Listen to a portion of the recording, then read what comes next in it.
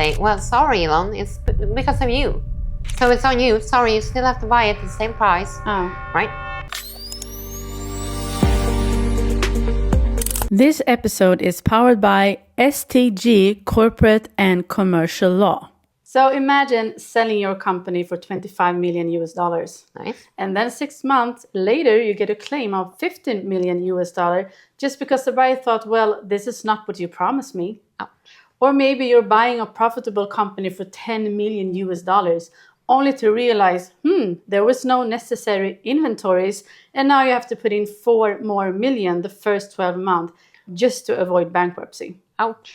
And the worst part, selling your dream company for $200 million, you sign the contract only to get left with nothing because the buyer claims that the company had material adverse effect. Material adverse effect. That's not good. Not good at all. So then you don't have to buy the company anymore. No. M&A deal terms. They are for real. So if you want to work in M&A, you want to sell your company, you want to buy a company, you want to become a business lawyer, deal terms are not just formalities in that share purchase agreement. No. They really hit hard when they hit. Yes. Yeah. And that's why we have you here, our brilliant business lawyer.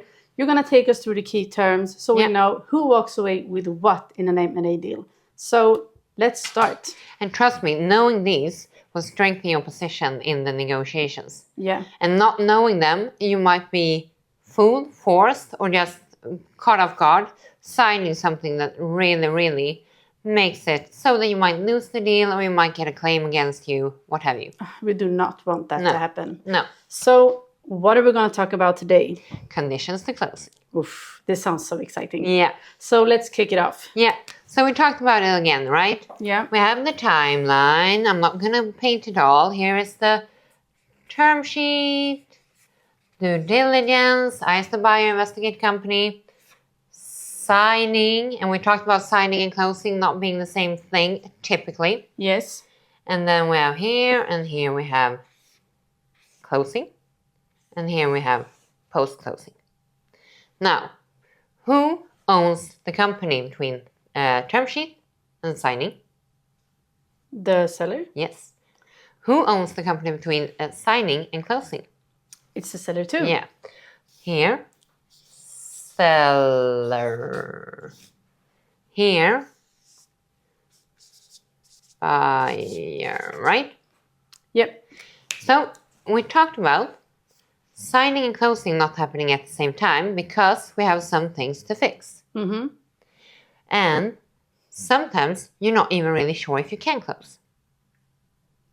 So you put up conditions to closing in the share purchase agreement. Sounds very smart. Yeah. So in the share purchase agreement, there are 4 basic typical conditions to closing.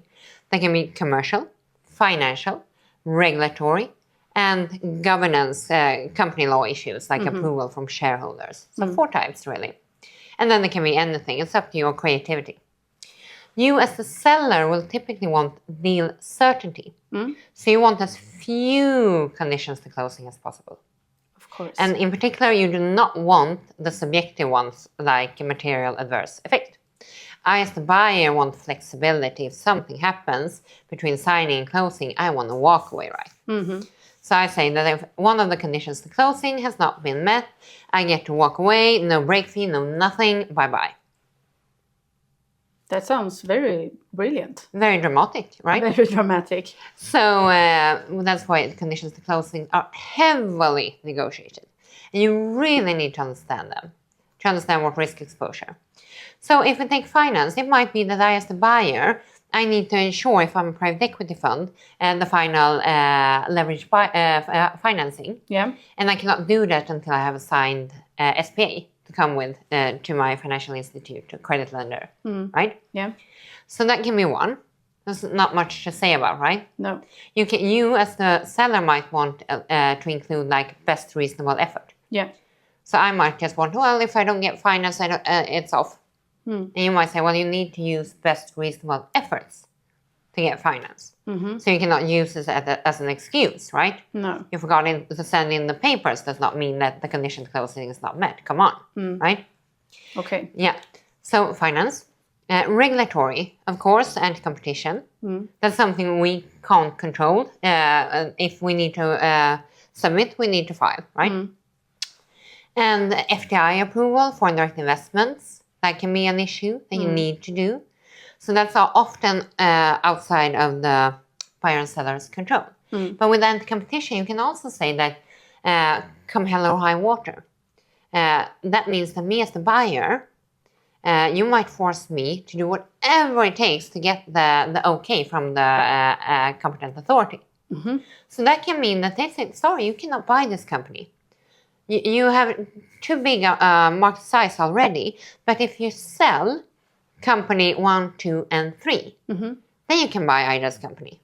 So in the hell or high water writing, I have to sell them so I can close. So I can buy your company. And you want deal certainty, so you want to impose that on me, right? Yes, of course. So that's the difference. That's the regulatory. And it can be something else if it's like health tech. It can be environmental issues. It can be energy issues. It can be financial service, etc. Right? Yeah. Commercial ones. That's the third one.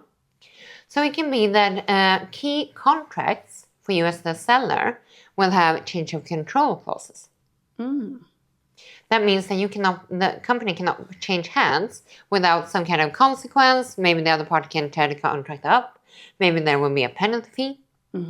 So then you need to take care of that and seek waivers from the conditions to closing before we close. Wow. This is so good. Yeah. And you as a seller will feel, well, that's a risk exposure.